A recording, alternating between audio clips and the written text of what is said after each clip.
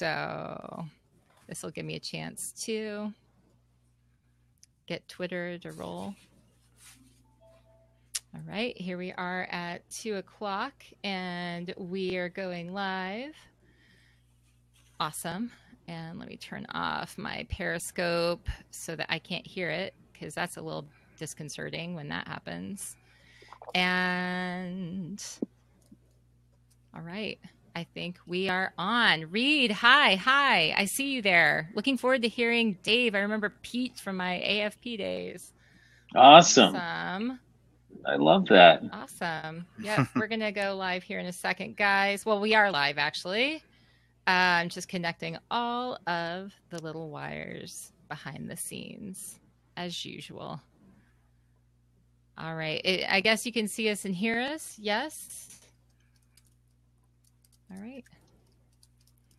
All right. Hey, EB. Great to see you. Okay. So let's go ahead and get this show on the road, as they say.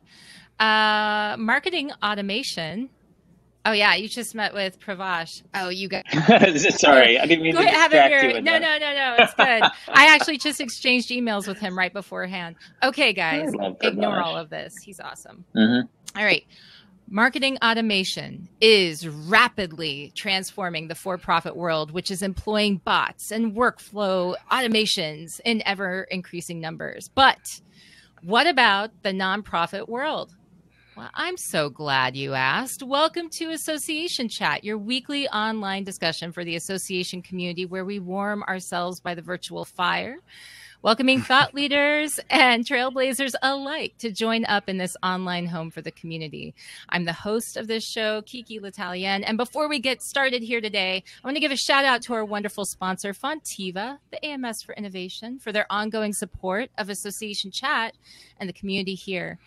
For today's show, we're talking with Dave Will of PropFuel and Tom McClintock of Relationship Martech as we explore what associations can do, not to avoid being left behind, but to leapfrog their way into automated marketing channels using feedback platforms, fancy CRM integrations, and yes, bots. All right, so it's all part of the BotCom series here on Association Chat, and we have a lot to cover. So let's get started. I want to start out with a sort of technology discussion, sort of foundation setting approach, because what we're talking about today is really under this overarching theme of marketing automation, which is kind of a boring term, to be honest, but maybe one, maybe one that we should discuss a little bit so that we're all clear about, you know, where this new tech, where these things fit in. So we're talking about marketing automation, which is basically looking at software platforms and technologies that are designed for marketing departments and organizations to more effectively market on multiple channels. So originally we saw these as being like email marketing automation focused, but now they have grown. And they're doing all kinds of other things and really focused on inbound marketing. So what are some examples? When we were talking about marketing automation, we're talking about CRM, macro-enabled spreadsheets, chatbots, loyalty platforms, feedback platforms, and more. So there's your general overview. This is the tutorial. And these tools, like everything else in our society dealing with technology, have been and are undergoing this significant amount of change. So Dave, all right, after this general overview, I would love it if you could talk to us a little bit about some of the changes that you've seen happening with marketing automation and your own particular stake in it, because you've had a pretty unique experience with technology and marketing automation and also feedback platforms. So why don't you give me your story, Dave? So I'd be curious first, would you consider me the trendsetter or the influencer? Either way, I like it. I just want to hear you say it. I said trailblazer, thought leader. Trailblazer. You want to be a trailblazer, I bet. I think that that's true in terms of trailblazing, because when I was coming up with my list of marketing automation platforms, before I talked to you, it didn't include feedback platform. I wouldn't have known what that was. But now it's kind of a star on my list because I think it's an excellent example of automation. Thank you, brother McClintock. I appreciate that. I feel the same. I guess so it's interesting. I think about entrepreneurship, and which is clearly my passion. I'd like to say that, and I didn't follow my passion. I became passionate about things that I did, and I still do that. But in terms of entrepreneurship, I really love working with associations. I really do, and I always have. I loved doing the learning management stuff, and that's what LMS stands for, learning management stuff. And I really liked learning. I mean, everything. I really got into e-learning and all this stuff, but I can't say that I was always passionate about it. I became passionate about it. And the way you become passionate about things, I tell my kids this all the time, is you get into it. Mm-hmm. And for me, I guess it's a really flattering way to think of myself as a trailblazer. That's awesome. I'm gonna. I mean, my head. You're a trailblazer. That should be what I send all the guests for association chat. It should be like the logo on the front, and on the back it should be like Trailblazer Dave Will. Yes, I love it. So your question was about automation, and I guess about my story.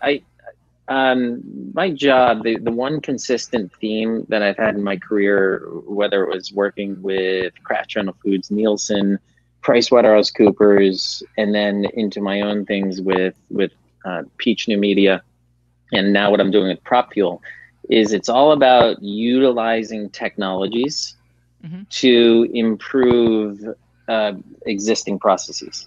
So that's kind of been the center of everything that I've focused on in my career. And so my joy has been technology. I kind of get a kick out of technology, whether it's a marketing data software like Nielsen I did with consumer goods, or whether you're talking about trailblazing with feedback automation, which I do believe is trailblazing. It's a really new concept, and I'm looking forward to bringing that to light a little bit. But to me, this idea of automation, it always starts with those people on the bleeding edge, and it starts with people doing these things that mainstream just doesn't want to do. But eventually, it works its way down, right? It works its way down to all the things that we do on a regular basis, like GPS. Tom, just a few minutes ago in our green room, you were talking about directions and trying to figure out with all your errands, how do you go from from all 4 errands that you have to do, and how do you find the shortest route? Well, there's a GPS. I mean, where was GPS in the 80s? And then, but there's even apps that show you how to get from point A to point D the fastest. Newsletters, Meath, our friend from Aptify. Jeez, I did but that once, even actually. Like now, I think, isn't he? He's that became. So he's on. And he's doing Rasa.io, which is and that's the reason I brought this up. By the way, I did to his face once in his office when he was the founder and CEO of Aptify. I asked him a question and put personify in there. So I did that like 7 years ago. That was so embarrassing. And it was when I was just getting to know him too. Oh. But what Rasa.io does is it's automating the process of figuring out what content fits best in a newsletter. Then you have things like, of course, the scenario or the example you gave with marketing automation. It started, do you remember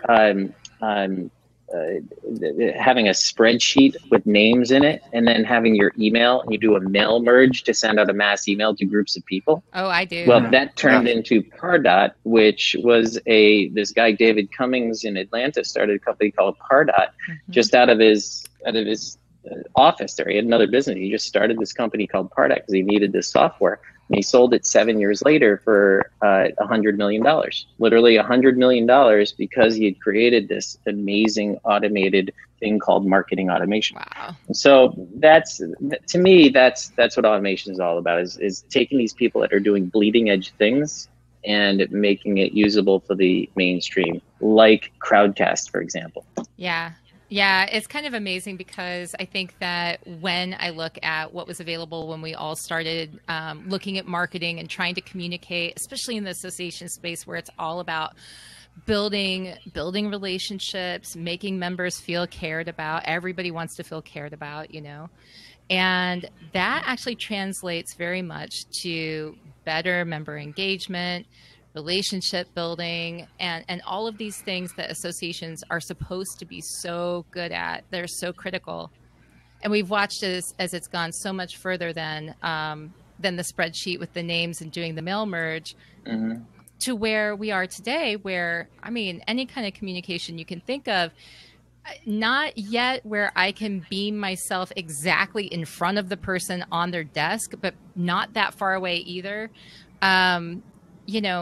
We have all of these different things that we can do, and yet things can still go awry. Okay, Tom, you were going to say something. Yeah, I was just going to say, I think it's great that Dave brought up the mail merge thing, because that's really where marketing automation started. Originally, it was, we've got this list of emails that we have worked so hard to procure. Why do we have to send the same email to everybody? Isn't there a way that we could segment the list or figure out based on what people are clicking on when they open their email, what they're interested in? And those were the very first marketing automation platforms. Yeah. And now it's just stretched into, analytics and all kinds of inbound marketing technologies and things like that. So it's kind of an exciting time.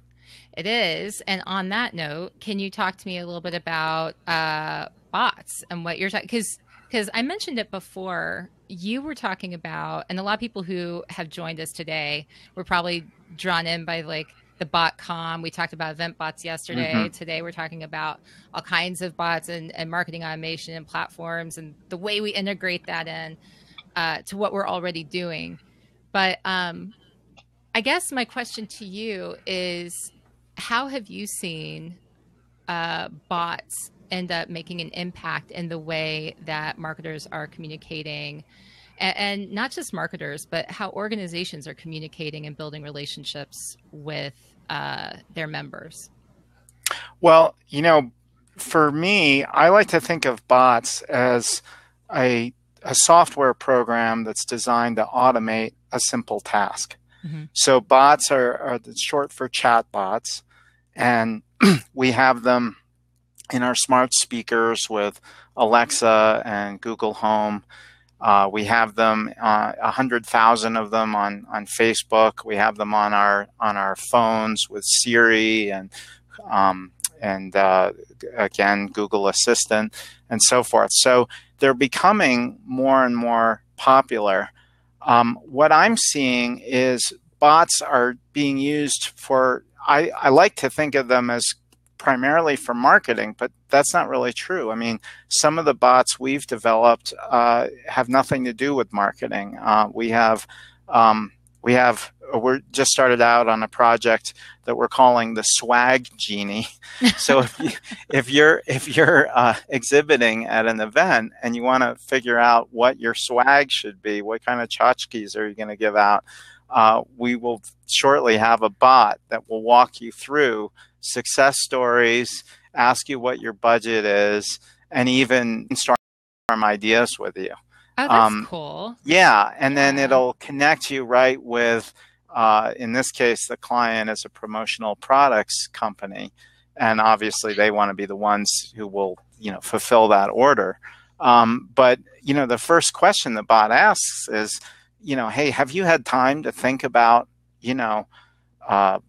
HR Southwest is coming up in October. And if you haven't had any time to think about it, that bot could very briefly be your best friend, because you're going to give it, the little bits and pieces of information that you have, whether it's, it's budget or color scheme or upload your logo or whatever. And then that bot is going to go away as soon as you need it to, because you've got a phone call, you've got a meeting, you've got something else, but it'll come back when you want it to. It never forgets a thing, and it never misses a beat. And over that threaded discussion process, you have now basically put together your tchotchke order. Wow. I love it. Tom and I met gosh, a couple months ago. No, we met at Untech in 2010. Remember? Oh yeah. Years well, ago. My God, that's almost 9 years ago. Yeah, it doesn't count. Yeah, Untech counts though. That was a meaningful moment. I still have my social media T-shirt. It's kind of warm. We re-met a few months ago. And what I thought was really interesting is PropFuel is a platform designed to automate the process of capturing feedback on a continuous basis, right? As opposed to like a SurveyMonkey once a year or even a couple times a year. The concept behind PropFuel is designed to ask questions on a regular basis to engage your members a little bit more and create this member feedback. So I introduced that concept to Tom, and Tom says, well, so then what do you do with that? And I said, well, I don't know. It's cool insight. It gives you cool stuff. And his response was, well, what if there were a bot? And this is why I'm bringing this up right now, because Tom has this awesome perspective of how to incorporate bots into real life. So he said, well, what if there was a bot so that based on somebody's answer to a question, the bot then responded with a bunch of potential solutions for that person based on the answer. So for instance, if it's a multiple choice question or if it's a scale question, I mean, open-ended would be a little harder to do, Tom, but if there were a general question, there's a lot of different questions you can ask with options to pick from.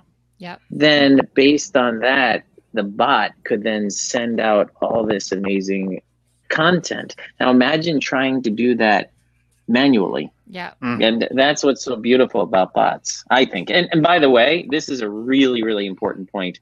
I don't think Tom nor I are endorsing a concept of less human contact with your members. Right. I think, in fact, with our platform, when we talk to people about the feedback, it's designed to spark conversation, not replace conversation. Yeah, it's meant to tell people who to talk to, what to talk to them about, and when to talk to them. So it's a conversation starter, not a conversation finisher. That's an important point. I get that a lot when I'm giving my bot stump speech or anything like that, because people are there like, well, I just want to talk with humans or whatever. But what happens is the bot is allowing you to take the preliminary stuff out of the way and get right to the deeper relationship.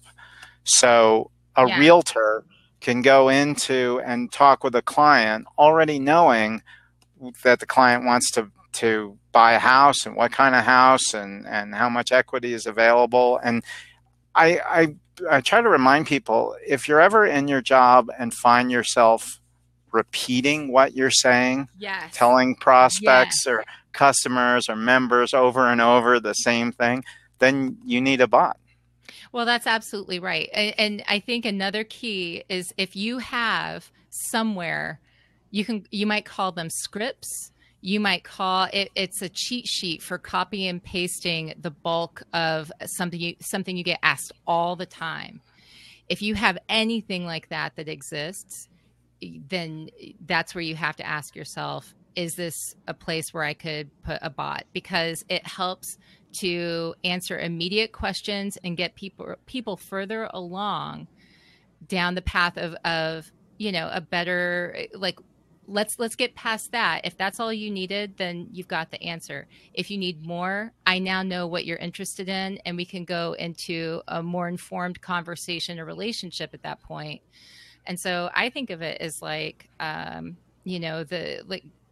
totally understanding your audience, and having sort of audience segmentation early and addressing those early, sort of, people can get hung up in lost emails and all kinds of stuff. But if they've got their initial questions answered by a bot, you can cut out so much wasted time.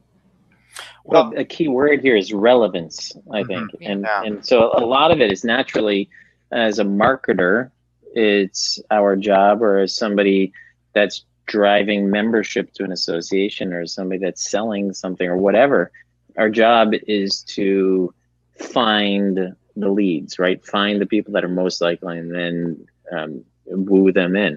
But from the perspective of the recipient of these emails or the questions or the whatever it is that they're receiving, if we can improve the relevance of what they're seeing, it's made their experience a heck of a lot more valuable as well. Yeah. Yeah. The two greatest inspirations that got me into online marketing are often spam and junk mail. Why? Because I can remember, because I hate irrelevant information. I remember I used to come home, this is before the internet, I'd come back to my apartment after work and I'd have this huge pile of junk mail and there'd be some bills mixed in. And I would, mean to go through it, but I would end up putting it in the spare bedroom and it would eventually pile up to enormous proportions because I was just pretty busy. And I also felt like I'm pretty easy to get in touch with. I've got a couple different email addresses. I've got a cell phone. I'm not like hiding out. So if they want to send me something that's actually important, don't use the U.S. mail service for that because it's just being inundated with catalogs and all this stuff. And spam is the same way. It's poorly targeted or completely untargeted marketing information, and that's the dark side of marketing. That's where marketers get a bad reputation. Yeah. And having something that is able to target things and bring things back to relationship marketing, that's so key. I mean, before the Industrial Revolution, we were all buying and selling based on relationships. Then the Industrial Revolution comes and it's all about features and benefits. Hey, my Maytag washing machine has an extra bell and whistle, and if we can just sell that to the nth degree around the world where all people are exactly the same, then we win. And then the internet and specifically social media come along and they now allow us to bring back the relationship component on a massive scale. Yeah. And bots are a key tool for that. They are. And what I like about your approach, and also I'll kind of bring all of this together with both guests today. Like, what I like about both of your approaches is that you are extremely focused, both of you, on the importance of that relationship, on human to human. Like, how can we build each other up and do whatever we're doing better and be successful at what our ultimate goal is, whatever that might happen to be. I mean, but you are, both of you, I think, centered, from what I've seen and what I've heard you say, centered on building that human relationship. And the great thing is that you are using technology to do that. So can we talk a little bit about the ways that you've seen new tools for marketing automation develop, not just with bots, but also with the feedback platforms? We're looking at systems like your CRM, on ways that people are typically used to thinking about the ways that they sort and manage their relationships with their members or their customers. So where do bots fit into all of that? How do you integrate feedback platforms into the systems you already have in place? And I'm opening that question up to either one of you to address, because I'm not sure who feels like biting on that first. But well, Dave's the expert in feedback platforms, so why don't you start? All right. So the first of all, what was the last part of your question? I think it was, how do you connect that with that? Well, yeah. No, I have this really bad habit of asking like 15 million questions at once. So really, so Dave, you take that. To sum it all up, it's like, the integration piece to how people. 42 is the answer. What is that a reference to, by the way? Somebody answer in the chat here. 42. You guys can't answer this. What's that a reference to? That is the answer. All right. So, and I'll come back and I'll give you the answer. If nobody answers that, I'll tell you what it is. Actually, then I'll turn it off to you guys. So, I actually see, of course, the CRM and associations, the AMS. I see the AMS as being the central nervous system. I see that as being the primary hub of everything that happens in an association. Now, I'm not an association executive is just based on my experience from a technology perspective with associations. So when I have looked at technology solutions, I've always looked at how it talks to the AMS, right? So with the learning management system or learning management stuff, we would naturally make that talk to the LMS. But there's other things that it needs to talk to. But what it's going to do is it's going to go to the AMS. I said LMS. It's going to go to the AMS first, and then it pops out to this other thing, like Higher Logic, for example. In fact, there's a conversation I had with SBI yesterday, the Society of Breast Imaging. Yasmin over there was saying, well, we use Higher Logic and we use NetForum. How would you integrate with Higher Logic? And the interesting thing is the way we integrate with Higher Logic is through NetForum. Now, I don't know if that's the actual solution, but that's an example of how that works. But to answer your question, let me rephrase what I think the question was. How can we bring bots and automation more specific to this conversation around for associations, right? Like, what are some examples of what associations can do with automation? Well, let's go bots? there. Is that what we're asking? I say let's make that. Or do you like that? I like that question. Let's go there. By the way, Kevin Horton says Hitchhiker's Guide over on Facebook. So you are correct. Oh, okay. What does Kevin win? Kevin just won a hat.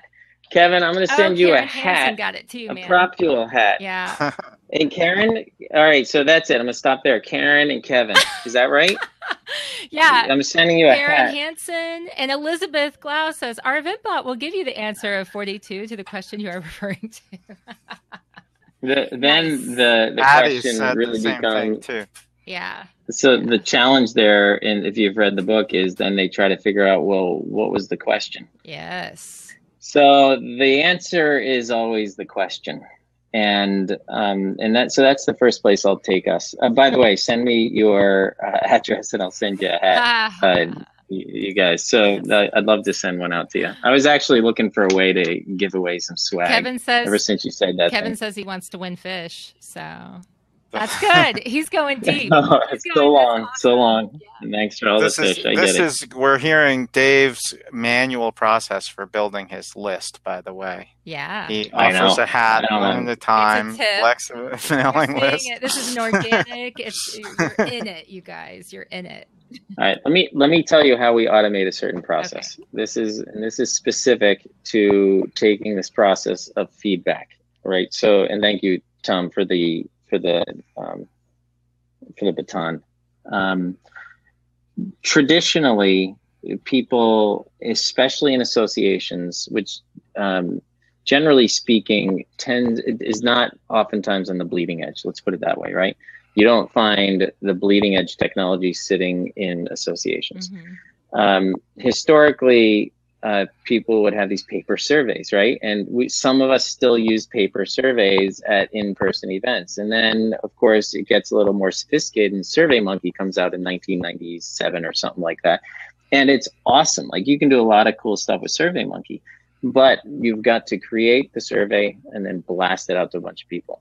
It's strikingly similar to email blasts, mm-hmm. right? So you take a survey, you ask a bunch of questions, as many as you can squeeze in there, because you want to capture as much as you can, because you don't want to bother people with another survey. I have this slang, this phrase, surveys suck. That's my philosophy. I would much prefer a regular check-in with people. So what we've done is we've taken this process of this mass survey that goes out once a year to your membership. I've talked to a lot of associations that don't even send them once a year. Mm. That's like, if they think of it, they'll get one out. More sophisticated organizations might send one out a couple times a year. There's always the mandatory credit organizations that have to send out surveys. This is a conversation I had yesterday with another large CPA society that says we have to send out surveys. They don't have to get them back. They just got to send them out. So what they've done is they've created this process in SurveyMonkey just to send this stuff out. And then they might get a few back, and that's cool. That's fine with them. So what we've done is we've automated this process of creating what we call campaigns, much like marketing automation campaigns. So creating campaigns that are centered around certain groups of people. And so rather than sending out these giant surveys to everybody, over the period of the course, or over the period of a year or so, we might send out, I hope this doesn't sound like a sales pitch. What I'm trying to do is paint a picture of how we've automated a certain process and in the process improved the relevance of it, okay? So instead of sending out this one email, we're breaking it up into several short check-ins, as opposed to one big survey, several short check-ins that's very relevant to each individual in that particular campaign. For example, in a membership, your members are oftentimes not the same kind of members. You have different level of members. You have members that have recently gone to a conference. You have members that have recently seen some online learning. You have members that are at a certain level. You have members that you haven't heard anything from. Right. And then you have certain members that are student members, and members that are senior members, and members that are female members. And you have tons of ways to chop up that membership. And oftentimes you want to ask them different questions based on their experiences. That's a campaign. And then the question is, so how do you figure out what campaigns to ask? Well, the campaigns are based on your business objectives. So every organization should have certain business objectives that they're pursuing, that the things that they want to either measure or get a little better at. Right? Maybe it's member retention. Maybe it's member experience. Maybe it's staff retention. So what we've done is we've improved the relevance of surveys, and we've broken them up into short chunks. I had a professor ask me once when I was about to cram for an exam. He asked me, how do you eat an elephant? And obviously the answer is, if you heard this before, it's one bite. Hitchhiker's Guide to the Galaxy. Thank you, Tom. Welcome.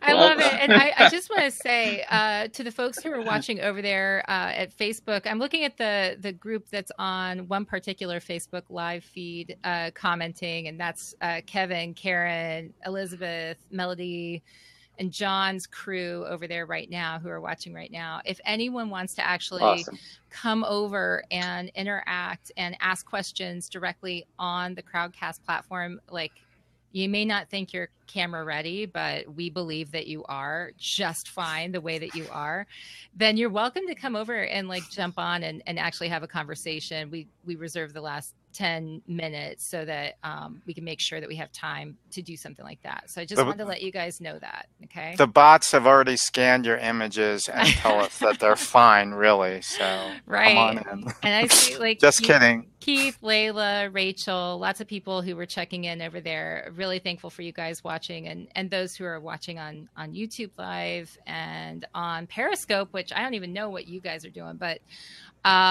yeah, I'm thankful for all of you checking in. We'll make sure to canvas all of your comments later. But if you want to interact where we definitely see it at the moment, then on the Crowdcast platform is the way to make sure that we see your comments. So just had to say that. For you who are watching and participating on the Crowdcast platform right now, some of you have figured out already we have some polls. You might go through and check out the 2 poll questions that we have. It's not as cool as what Dave's talking about with his survey questions. They're real quick polls that are built in. There's a place for everything, Kiki. I think polls are great. And there's a time and a place for a poll. It's a really good time and a place for it. Thank you. I'm doing it right now. Good. And it's really just asking how comfortable you feel with your understanding of marketing automation today, and how do you usually listen to association chat updates. So take a little time to fill that out. Okay. So what I love about what we've been sharing is you actually walked us through how this process works with your own system, right, Dave?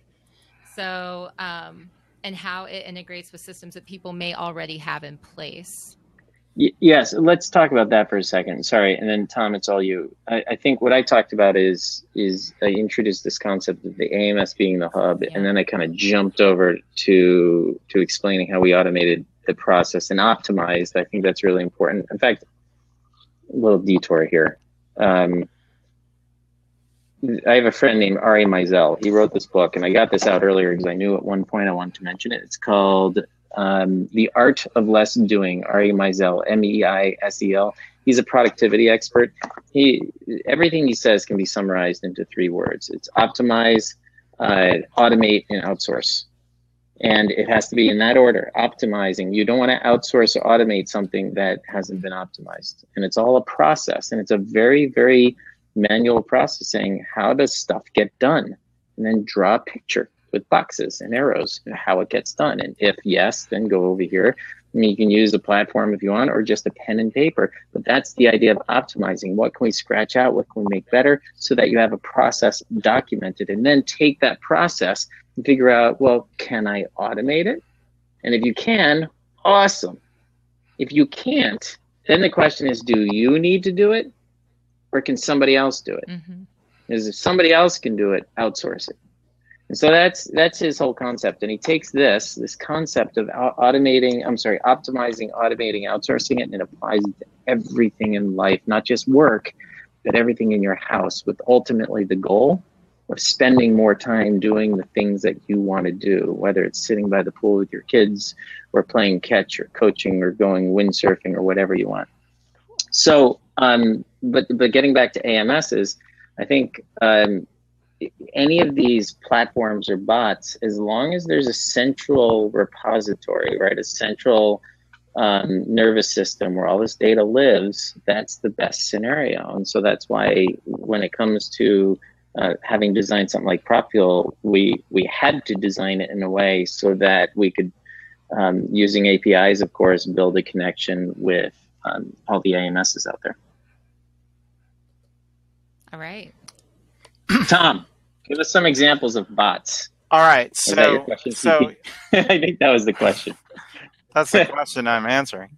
I didn't know if it was a dramatic pause or not, man. So I was just like not going to step on it. No. Okay. Yes. No. So Dave's just talked about how you automate the process of gathering feedback from members or employees or customers. Another process that we have automated is onboarding. So how do you bring people into the fold, whether they're new members, new employees? There are all kinds of steps that are in that process. Let's take a member, for example. What if the member received a message through Facebook or through email or through text on their 1-month anniversary of joining that said, hello, we're so glad that you're a member of such and such an association. I'm the chatbot. I want to help make our resources available to you. Do you have some time to talk about that right now? Mm-hmm. Either yes or no. And if the person says no, then the bot can just go away. If the person says yes, or the person says, well, gosh, I'd love to have this conversation, but I've got, my annual meeting coming up. Can you come back in 6 weeks? Yeah, that's easy. So then the bot comes back, and once a time is established and a method of communication is established, you want to talk by text, you want to talk by messenger, how do you want to communicate? Then the bot could ask, okay, so what are some of your goals for this year? Are you interested in professional development? Are you interested in attending a lot of meetings for networking purposes? Why are you involved? And so let's say that the onboarding person says, well, I want professional development activities, but I can't think about that right now. The bot could go away and then come back when there's a webinar that is apropos to that topic of professional development. The bot could come back and say, hey, I know that when we talked a couple months ago, you wanted to get involved in professional development, and there's a really good webinar coming up. Would you like me to register you for it? And all of this helps the member become an active member before it's time to send out the invoice for the renewal. Yeah. And that's an example of another process that you can automate. Oh, man. Oh, go ahead. Sorry, I didn't mean to stop. No, there's so many. I mean, we have a service ticket bot. We've got Chloe, the job coach. We've got a roofing estimate bot and a dental office bot and an event bot and things like that. So there are all of these processes that are pretty much a rote process. Like, it's not rocket science to figure out how do we get a member involved? How do we get an employee onboarded? How do we, did we remember to ask the new employee to switch their domain or assign their auto insurance or tell us what they want on their name badge? These are not deep philosophical conversations, but they're ones that if the bot can have them, and remember, the bot never forgets and never misses a beat and can come back at just the right time, then that frees up all of the people involved to actually have those deeper conversations. And that's what I think is really exciting. Speaking of Tom, that is awesome. I think. Sorry, Kiki. That is awesome. What I heard you say is, what are the things that we do repeatedly over the course of a year, right? Or maybe every week even. What are the things we do repeatedly? Because we can automate those. Mm-hmm. At the very least, we can optimize those. Mm-hmm. And maybe, according to Ari Meisel, maybe we can outsource those. Maybe. So I love everything you just said. So, well, I pulled up that book on my browser. So he's already ordering. Why don't you have a bot ordering that for you right now, like for these I'm companies? going to have the bot read it and then tell me what the bullet points are. So those of you who are listening to this as a podcast, audio podcast later, you did not see this cool thing that just happened. We were just joined on screen by John Toner, who is watching us over on Facebook Live and now is on the Crowdcast platform. And so, hey, John, I'm so glad that you could join us today. Yeah, I just jumped over from Expo chat into Association chat. Yeah, it's pretty awesome. I'm going to be talking about in the exhibition side of the business that we got to move over to a virtual reality type thing as opposed to just doing it on Twitter. I mean, this is the new tweet chat, I guess. Yeah. Well, I'm so glad that you were able to come over, and I saw some of your comments earlier in the Facebook conversation, in Facebook Live. And you're saying, well, what about when it comes to surveys? What about like talking to people face to face, just checking in with them once in a while? And so I was curious about like your own experience with, bots and how you might be using them or how you're planning on using them, chatbots in the future. So we're into 18 months of a relationship with HubSpot. Okay. HubSpot has a pretty advanced chatbot feature. I'm not quite sure what the other speaker's relationship is with HubSpot, but it's integrated into customer acquisition and prospect management.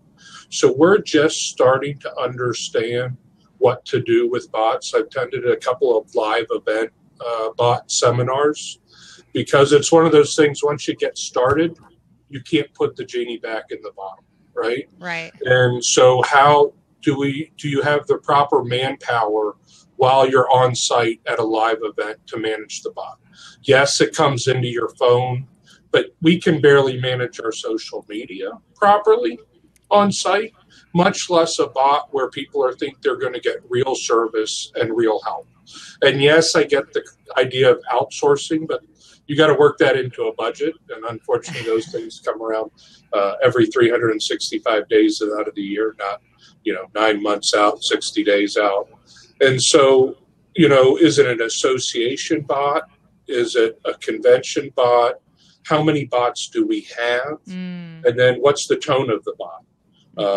We're trying to figure out what's our tone on social media right now, and how do we take that tone from social media into the bot format? Because it's got to be a consistent experience with the association. That's an excellent point. And I'm so glad that you actually brought that up, because that's one thing we haven't talked about today. But in the chat yesterday, when I was talking with Elizabeth Glau from Sciencio about event bots, there was this whole side discussion that was going on that had to do with the tone, the voice, and how people get really irritated when that's not done well with chatbots. And so if you have time, you should go check it out. But what do you guys have to say about that? I mean, I guess, Tom, you probably have best practices that are that you would recommend, or something about establishing what that tone is, because some are real campy, and some they might think that they're fun, but they're irritating to people. Like, they put them off, and it's like,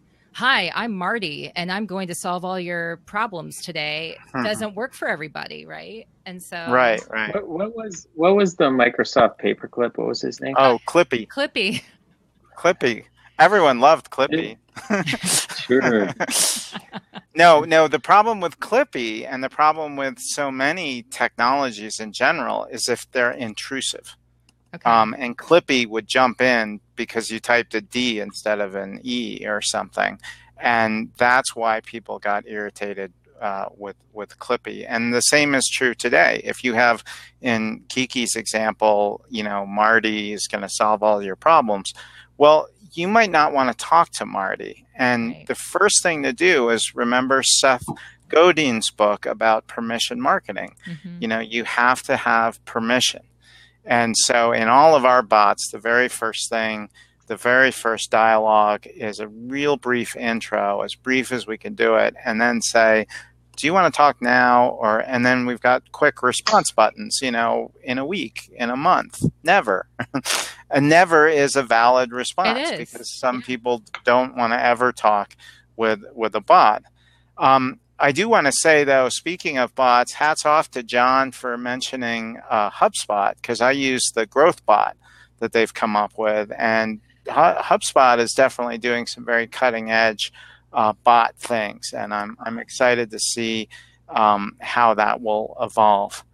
To answer the question about what are some best practices for making sure that your bot is not annoying people, well, one is as I said, you never want to be intrusive.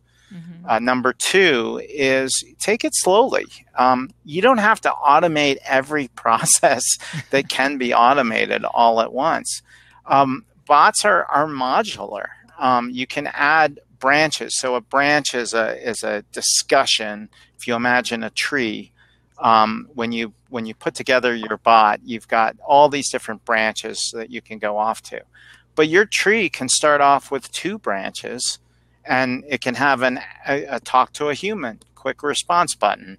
And when somebody clicks that, it will automatically send an SMS notification to somebody who's on duty at that point for the bot, just like you'd have in a call center. You might have, if you're trying to support your membership by phone, you've got people that are available during whatever hours you've set. So that person would get an SMS message. It could rotate through a queue. Mm-hmm. And then that person can then log in as the bot. And suddenly the bot has gotten much more intelligent and can really figure out if this person is getting annoyed or if there's a problem that needs to be addressed. And if that person isn't around, the bot can simply say, let me talk to a human and I'll get back to you. What would be a good time for me to do that? It's the same as if you had a virtual assistant or anyone else that's kind of filling in for you. We can't all have the same, breadth and depth of knowledge in every specialty. So we're used to doing that in a human team. We just need to incorporate bots into that. Mm-hmm. And the third thing I would say is that bots are a lot about writing really good dialogue. I'm talking about like film quality dialogue, where you really work hard on that aspect of it. But the good news is that for all that dialogue writing, you're needing screenwriters, but you're not needing developers. So bots can be very, very inexpensive. If you were going to come up with an app, you'd have to figure out, well, gosh, you're starting from scratch. What happens when I turn my phone sideways? What happens when I lose my internet connection? All of those questions have to be answered. But because a bot is already riding on an existing platform, you don't have to spend that kind of development resources, and you can instead put that effort into writing good dialogue that will resonate as true. And then the last thing I would say is that we're not trying to fool people. We don't want to have, I think it's a bad idea to have a bot that's trying to, hide the fact that it's a bot. It should just say that right up front. Hey, I'm the bot. They're getting more and more common all the time. We're seeing them in every walk of life.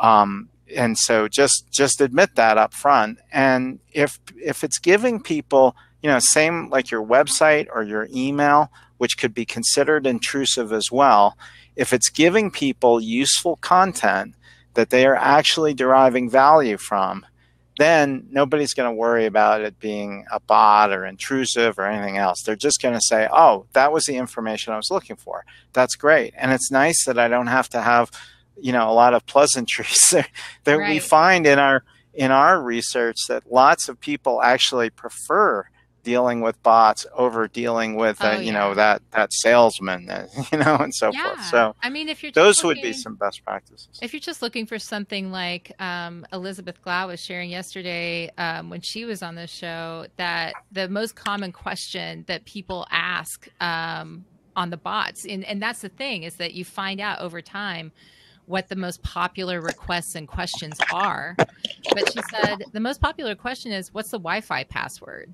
And it's like, people don't want to have to necessarily take the time to interact. They just want the answer when they need it.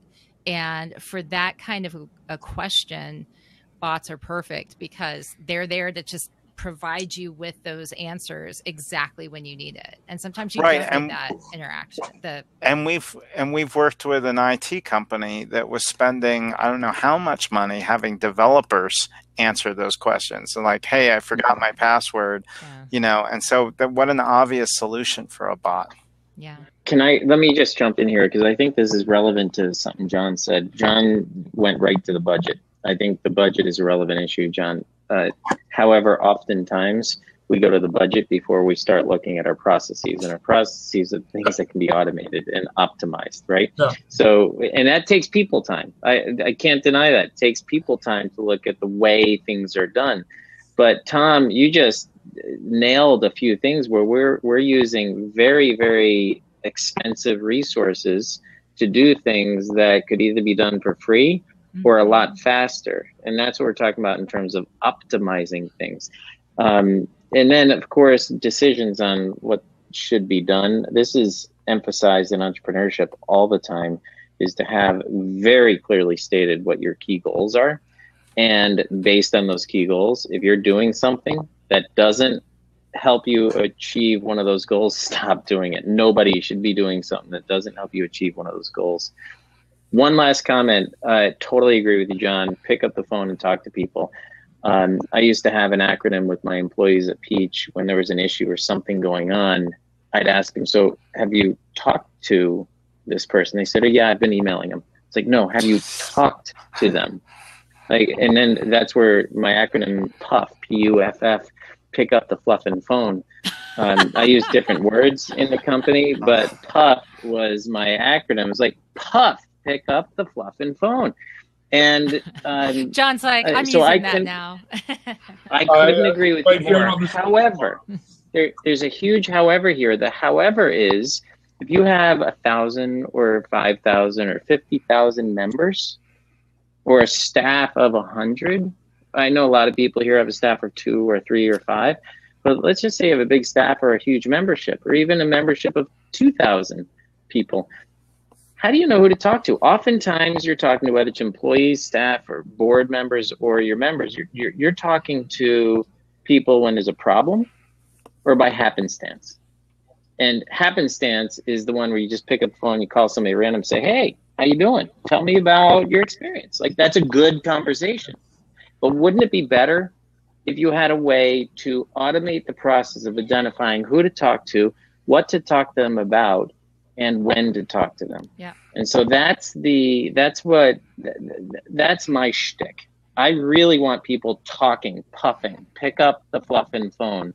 But I want them to do it in a way that is optimized. Right. And I think that that's really the key that we're all really trying to stress here is that, absolutely automation is fantastic. It does not replace the human interaction. As a matter of fact, completely opposite of it, what we're trying to do is we're trying to make time so that we can have more meaningful conversations with people. Yes. Amen. So, amen, sister. So there's a question that we have. Addie has a question. Do you think bots are appropriate and useful in a small business, for example, with only 2 employees? And I think you kind of already answered that, but just so that Addie knows that I didn't forget her question, anyone want to talk about that? Yeah, I think Dave hit it when he said it's about what the process is. Mm-hmm. So if the process is something that you can automate, then consider doing that. Yep. And then maybe with your 2 people, you can now do more than you could have when you were doing that process manually. And Patty, let me give you a very, very specific example here.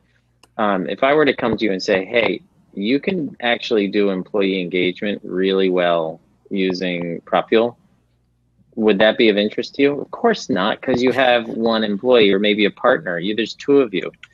So if that's what you're trying to do, then the answer is no, don't use a bot. However, there's probably things you're doing that you're doing over and over, and probably in scale, that you can optimize. And then once you've optimized it, then the question becomes, I keep going back to Ari, but then the question becomes, do you automate it or do you outsource it? And automating is the botting part. Sorry, I think I cut you off, Tom. I'm sorry. No, I was just talking about how, as I said before, bots can be so inexpensive because you're not paying for hundreds of developers to figure out how to invent something new. You're really paying for screenwriters, and they can come pretty cheaply, for good or for bad. The expensive part is the optimization, I think. Yeah. Because that's actually the stuff that takes smart people, oftentimes highly paid people, to figure out how to do something better. Well, and so that's the expensive part, is the mind space, the time to think.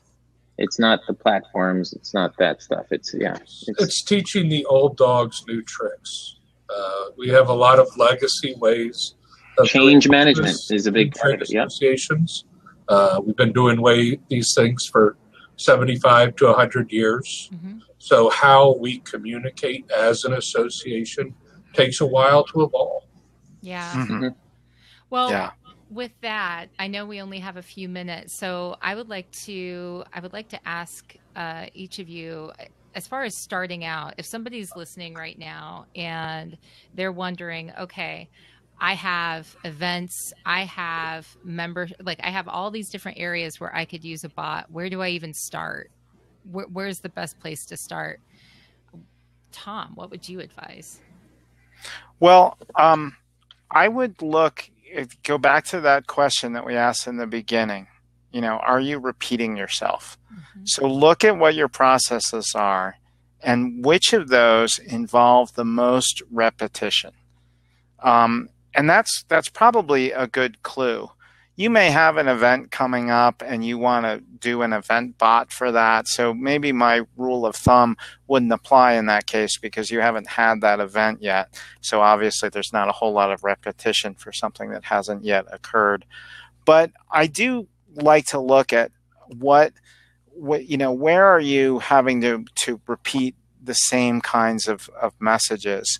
I know that bots are transforming our economy, and I do think about the exciting thing and the scary thing at the same time is that we are going to be empowered with just the right information, not information overload where we have too much to actually parse through, but exactly the right information at the right time. And what will that do to the economy? Mm-hmm. Scary side is displacement. What about all of those people? You mentioned scripts, Kiki. What about all of those people that work at a call center and read through a script?